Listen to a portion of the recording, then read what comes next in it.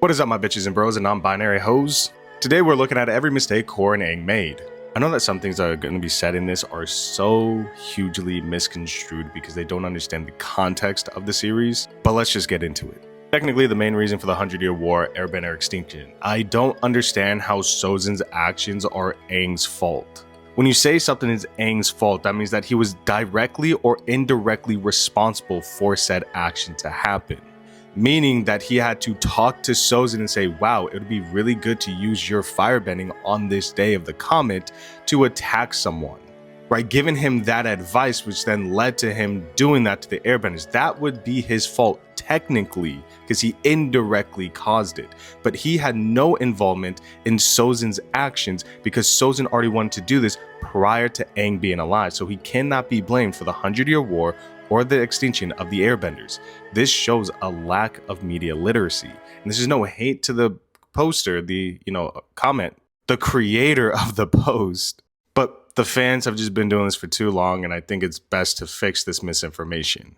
Due to the 100-Year War, earth-bending areas have been invaded by the Fire Nation. Southern water tribes nearly face extinction, and Ba Sing Se was conquered twice. Again, nothing to do with Aang. Aang wasn't even there. Aang wasn't alive. Again, we're blaming Aang for the actions of someone else. This is like if I say it is actually Korra's fault that the 100-Year War happened. You will say, well, she wasn't alive then. Well, the 100-Year War happened when Roku was alive and happened when he died. Aang was a baby and didn't even know anything was going on. So how are we blaming someone who wasn't there and didn't know what was happening?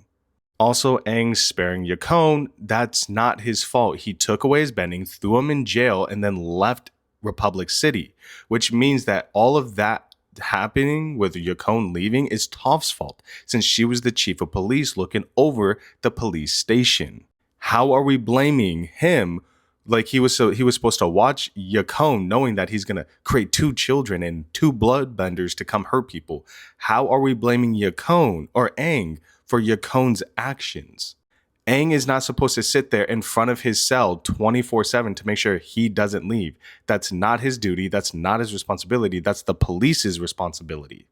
Aang did his job. He did not cause this indirectly or directly. It is Toph's fault for letting Yakone escape and not tracking him down fast enough. Aang wasn't even in Republic City. Losing the past lives, creating a dictatorship in Southern Water Tribe, Unalaq Book 2. The only reason why I'm saying that these are her mistakes is because, one, she knew he was a dictator. She knew he was bad. She even says it herself to Unalaq out of her own mouth, saying that these are the things he's doing, and she sees the military attack children, and she still decides to, help overthrow the Southern Water Tribe and even put people into prison. Innocent civilians, by the way. And she defends the military who attacked children, innocent civilians. Which then all led to her past lives, which, yes, if she decided not to trust Unalaq and actually listen to the Southern Water Tribe and notice when the military attacked children, if she decided to do her job as the Avatar, she would have never lost the past lives. So that is like an indirect thing because she literally went with bad actions. Ba Sing Se falling into chaos, the Earth Kingdom falling into chaos, no. One, she was not there in Ba Sing Se when Zahir was. She was literally in chains somewhere else. She actually was in Jiaofu and then went to like this little oasis town. In no way, shape, or form can you blame her for the Earth Queen dying. That is Zahir's fault. Zahir did an evil action.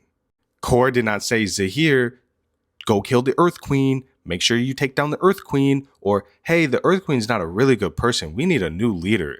She didn't advocate for this or do anything, so you cannot blame her for all of that happening.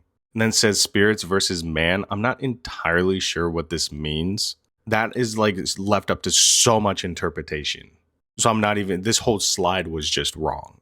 Kuvira's dictatorship, spirit versus man war, and Republic City, the comics. Let's go over Kuvira's dictatorship. Yes, she would be at fault. And the reason why is because she literally just refused to do her job, knowing that the that Kuvira was going around, recruiting everyone, uniting everyone. She knew this was happening for years. And keep in mind, after like 3 months, she was already able to walk. And then for a full year, she was literally training. And then for a whole nother year and a half, she was basically just traveling.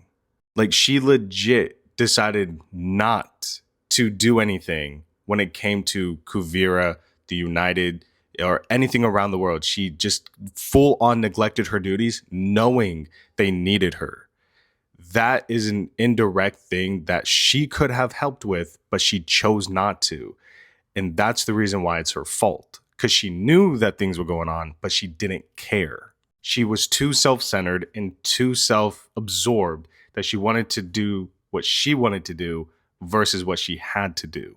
As for the spirits versus man in the comics, I mean, she tried to stop it and she tried to create peace. So I don't think that's like a mistake on her part. She was trying to do something, even though she failed at it miserably. And she didn't even resolve it in the comics. It just got resolved on its own between the human and the spirit.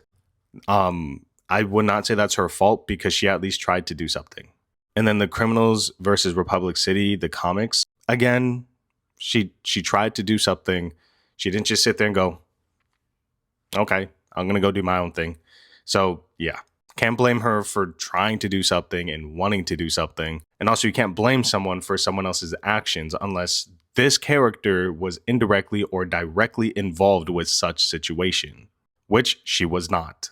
But let me know how you guys feel about this. This was a much longer video than it probably needed to be, but I really had to explain. When people really talk about the mistakes between Aang and Korra, it really does just show so much that either they're being blamed for the actions of different people who they do not know exist or they just have no involvement with, but they'll just blame them anyways. And I think that this is wrong. You should not blame Korra for someone else's actions, and you should not blame Aang for someone else's actions. It makes no sense. It has never made sense, but let me know how you guys feel about that.